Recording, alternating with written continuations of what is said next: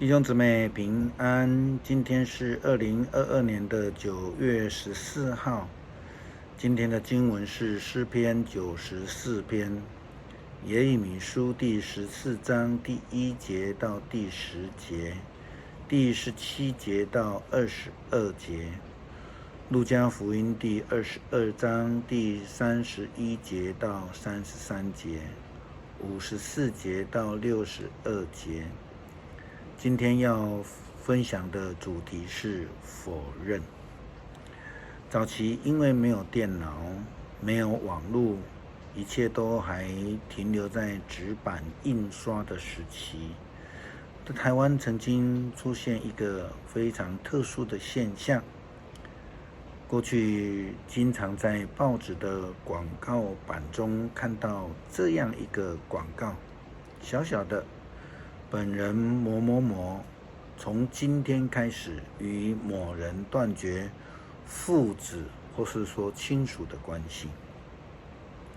我们也都知道，这种父子关系或是有血缘的亲属关系是无法借着这样的宣告来终结或是开始的，除非是认养没有血缘的关系。但是这样的广告的出现，却也显示出当时候的社会风气与制度，也凸显了当时候的血液检查，特别我们说的 DNA 的概念是仍然没有被建立的时代，这样的一个背景。关系无论是有没有这种血缘，都以公告为之，那个时代。而这个事件的背后，也让我们看出了人际关系是有问题的，也或许在这个背后也有所谓的财产分配的问题。上个礼拜的世界重要的新闻，就是英国的女皇驾崩的事件。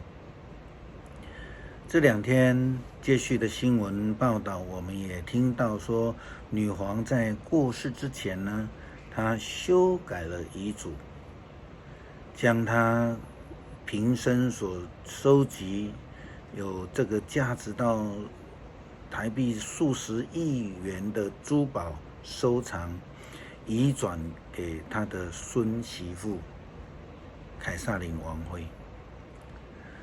虽然才在不久之前，他曾经公开呼吁，请英国人民支持他的儿子以及续弦卡米拉，但这个遗嘱的更改却某个程度的否认了2个人的亲密关系。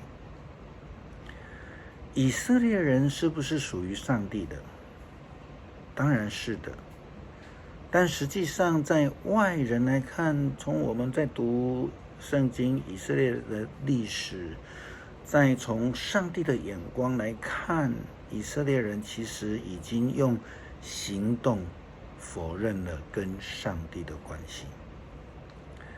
他们离开上帝，去敬拜迦南地的偶像，他们背离上帝的真道，他们以实际的行动远离并否认与上帝的关系。过去几年，川普担任美国总统的那个几年当中呢，对中国的政策是非常严格、非常紧缩的。当然，相对的也在移民政策上面要求趋于更加的严格。当时候中国人口里虽然还是说着美国又没有什么，我们祖国一切美好，但事实上中国申请移民或是实际移民的人数却是如趋之若鹜的那种爆量的增加。特别当面对他们的中国领导人习近平，他紧缩了人民出国的政策之后，因此当时候在美国的华语界批评中国人说，嘴巴反美，身体却很诚实。这些中国移民实际上的否认了他们对国家的支持。是的，以色列人实际上也是用生活否认了跟上帝的关系，就如同中国移民一样，他们为了提升自己在美国的生活，将巨额的资金移入了美国，并且用现金购买了高级别墅，也用现金购买了名车。这样的行动就如同当时候的以色列人一样，他们以实际的生活来否认与上帝的关系。他们竟然可以为了敬拜假神偶像，奉献了大量的金银财宝，甚至他们也愿意将儿女献给了巴力偶像。也因此，上帝相对的也否认了与他们的关系。他们就需要面对所选择的苦难。以色列人在苦难当中开始思想上帝的应许。耶利米这样说道：上主告诉我旱灾的事，犹大悲鸣，城镇败落，居民躺在地上哀伤，耶路撒冷哭嚎求助，富户差奴仆去打水，他们到池旁却找不到水，带着空水罐回来，他们蒙着头，又失望又狼狈。天不降雨，大地龟裂，农夫蒙着头失望，野地的母鹿抛弃新生的小鹿，因为没有草料。野驴站在山岗上，向野狗喘着气，因为他们没有草吃，他们的视力衰退了。我的子民向我呼求，上主啊，即使我们的罪指控我们，求你仍然照你的诺言帮助我们。我们一再的离弃你，我们得罪了你。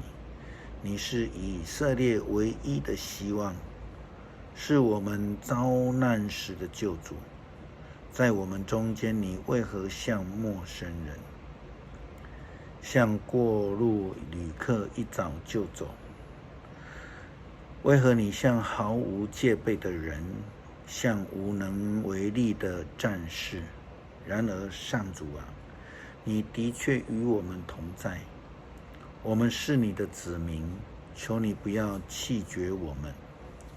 关于这些事，上主这样说：他们喜欢背离我，随自己的意思游荡，因此我厌恶他们。我要记住他们的过错，惩罚他们的罪行。在乍听之下，以色列人非常像是要回转向上帝，可是事实上他们在言语之间却对上帝有多多的批评，甚至他们发出质疑上帝的话，说：上主啊，你完全弃绝了犹大吗？你厌恶西安的居民吗？你为何重重的击打我们，使我们不得治愈呢？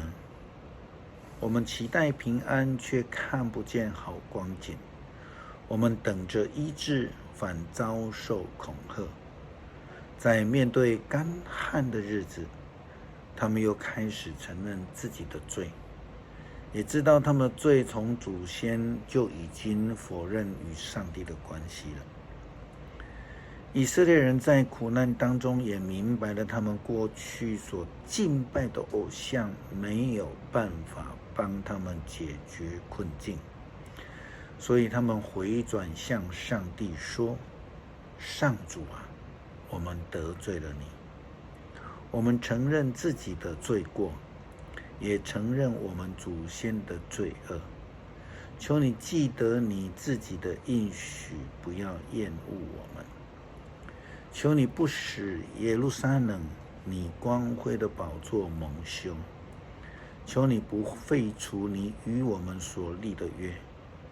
列国的偶像能使天降雨吗？天空能自降甘霖吗？上主我们的上帝啊，我们希望赞于你，因为这一切都受你的支配。